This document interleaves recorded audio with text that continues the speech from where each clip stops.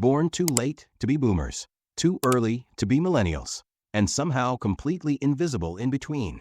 If you were born between 1965 and 1980, you already know this feeling. The world moved on without stopping to ask how you were doing.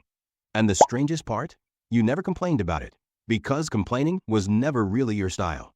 Psychology has something very specific to say about what that silence did to you. And it explains more about who you are today than you might realize. 1. You raised yourself, and nobody gave you credit for it. Think about what it actually meant to grow up in the 70s and 80s. Both parents were working. The divorce rate was climbing. You came home to an empty house, made your own snack, did your homework alone, and figured everything out by yourself. No helicopter parents. No participation trophies. No one checking if you were okay. Research from the American Psychological Association shows that children who grow up in low supervision environments develop exceptional self-reliance and problem-solving skills.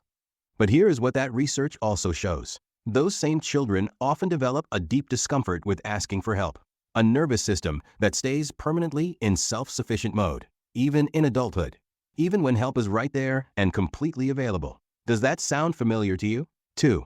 You watched every institution you were taught to trust collapse in front of you.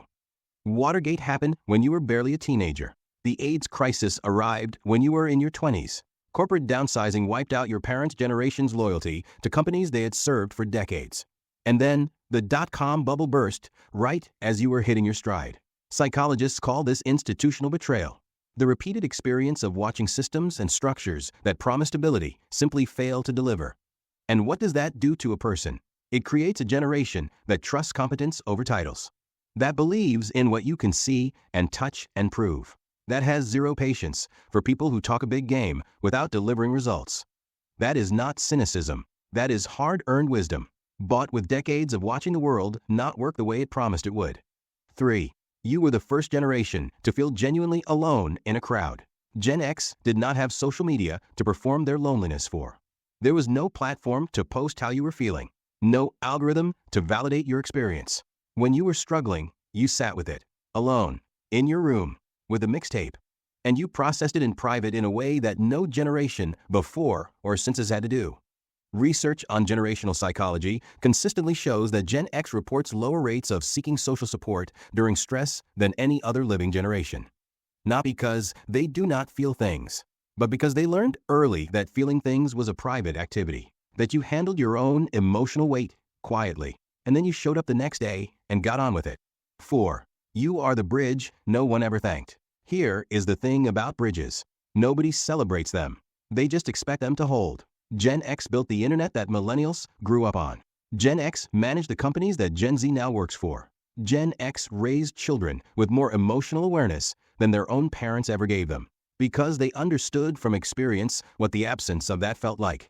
And through all of it, Gen X just quietly kept going. No viral moments, no cultural celebration, no generation-defining movement with their name on it. Just the work, consistently, without applause.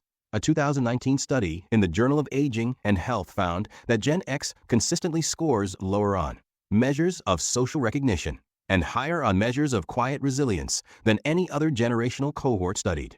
The forgotten generation. Not because they did not matter, but because they were too busy holding everything together to stop and demand to be noticed. Here is what I want to say directly to every Gen X person watching this.